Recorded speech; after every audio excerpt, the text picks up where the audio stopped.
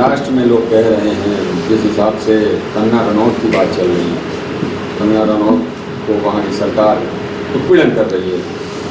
ये बीजेपी कह रही है। वहाँ बीजेपी कंगना का सवाल नहीं, सुशांत का सवाल नहीं है। बिहार में चुनाव है तो वहाँ सुशांत का फोटो घर घर चपनाया जा रहा है। ये बीजेपी की देन है, बीजेपी वाले कर रहे हैं। वहाँ 50 करोड़ महीना आमदनी है बिहार महाराष्ट्र में। सवाल उस पैसे को लेके है। बीजेपी सोच रही कि वो रुपया काहे दूसरी पार्टी की तरफ जा रहा है, वो रुपया हमारी झोली में आवे।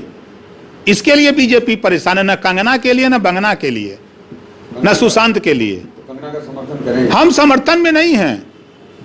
कंगना को अगर आप देखिए, उनके फिल्म देखिए कंगना के, अगर जरा सा भी इंसानियत हो, जरा सी भी, जो दृश्य उन्होंने फिल्मों में दिखाया है, क्या वो चर्चा करने लायक है?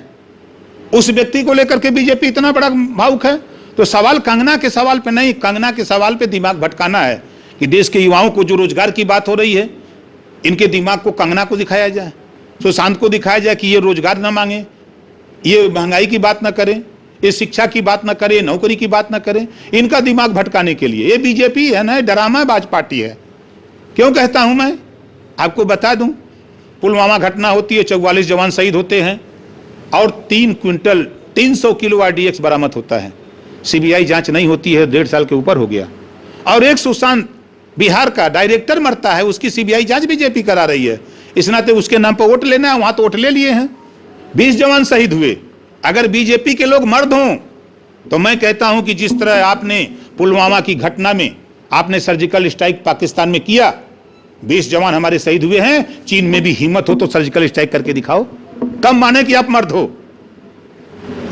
हमारी जो सोच है, हम प्रदेश और देश से भाजपा को खत्म करना चाहते हैं। चूंकि ये देश को बेच करके, मोदी जी ने एक बात बोला था कि हम फकीर आदमी हैं, झोला लेके चल देंगे, तो उसका अर्थ यही निकलता है कि हम देश को बेच करके चले जाएंगे, तुम कुछ नहीं कर सकते।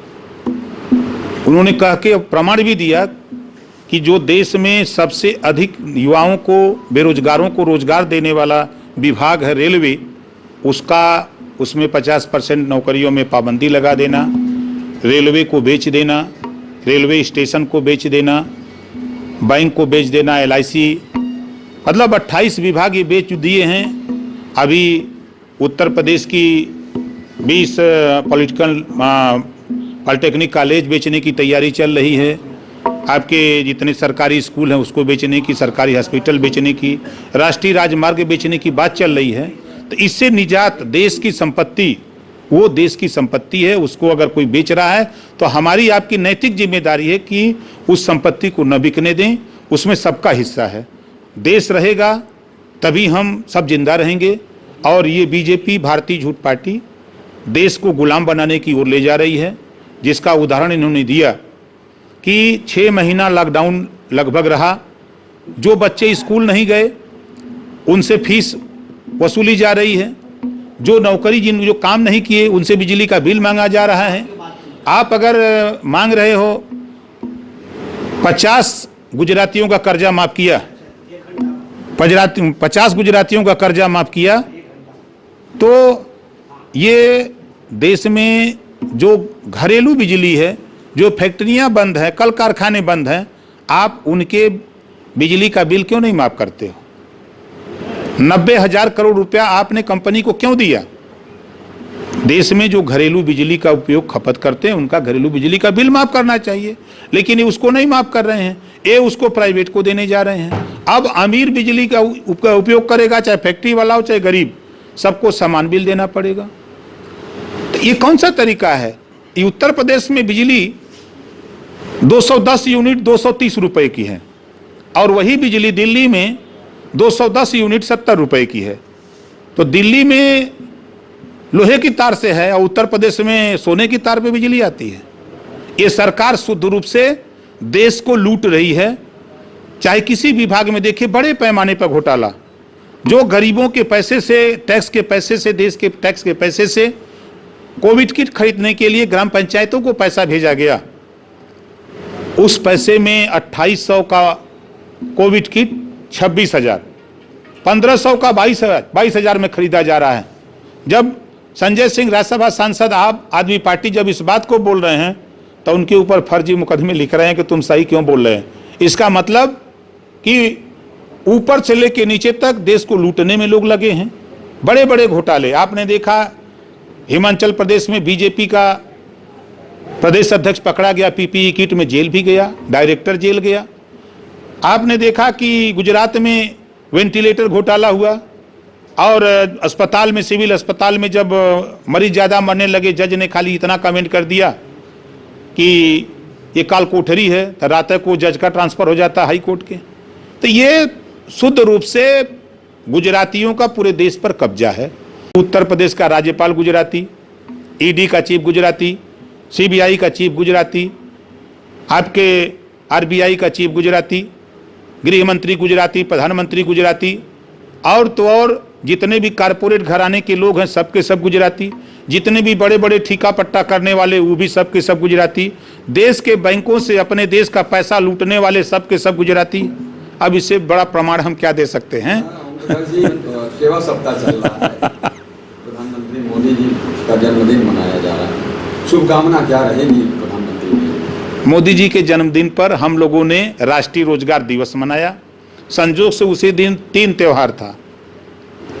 रामास्वामी नायकर, पेरियार रामास्वामी नायकर जी की जयंती थी, जिनको इतिहासकारों ने इतिहास से लुप्त कर दिया है। दूसरे, इस बीजेपी भारतीय झूठ पार्टी ने विश्वकर्मा भगवान की जयंती थी, उनकी जयंती पे छुट्टी थी, उसको भी निरस्त कर दिया ये बीजेपी ने। और उसी दिन एक दिवस मनाया जाता है जो पुरखों को तरने वाला, उसको क्या कहते हैं, पितृ विसर्जन। 4 त्यौहार था। तो हमने तो उस दिन मोदी जी के जन्मदिन पर बधाई दिया था। राष्ट्रीय बेरोजगार दिवस के शुभ अवसर पर मोदी जी को शुभकामना कि ये युवा और नौजवान जल्दी से जल्दी देश की कुर्सी से मोदी जी को विदा कर दे, तभी देश के युवाओं का भला है। समाजवादी पार्टी के लोग सड़कों पर हैं और आपकी पार्टी सड़क पे नहीं है, फिर भी वो लाठीचार्ज हो रहा है उनके ऊपर। उनका भी कहना है सरकार सुन नहीं रही। देखिए, समाजवादी पार्टी के लोग लात खाते खाते उनकी पीठ मोटी हो गई है। ये लोग बिना वजह सड़क पर कूद रहे हैं। अरे जहाँ वहाँ जाओ जहाँ आपको कुछ मिले, अपने नेताओं को पिटवा रहे, उससे क्या मिलेगा? कुछ नहीं मिलेगा। ओम प्रकाश राजभर वहाँ है जहाँ वोट है। हम गाँव में हैं, हम मोहल्लों में हैं, शहरों में हैं।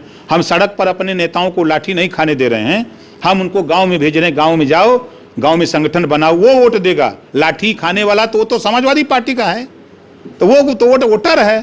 वो लात खा के कोई देखेगा जो वोट देने को, वो भी भाग जाएगा। जब नेता मार खाता था, हम काहे जाइए करे संगे? तो प्रतिकार कैसे होगा? आप घबराइए, आप घबराइए नहीं। देखिए, मैं आपको एक उदाहरण बता दूं। मैं और बाबू सिंह कुशवाहा आज के लगभग 5 साल पहले बाई इलेक्शन भाटपा रानी हुआ था। रिजल्ट आप देख लीजिएगा, गूगल पे है। बाई इलेक्शन हुआ था, वहाँ के विधायक जी की डेथ हो गई थी, समाजवादी पार्टी की सरकार थी और हम 2 आदमियों ने मिलकर के चुनाव लड़ा था और सरकार थी। उस सरकार को बीजेपी गुंडा राज कह रही थी। उस गुंडा राज में हम 49,000 वोट पाए और समाजवादी पार्टी की सरकार थी, वो 51,000 वोट पा करके जीती।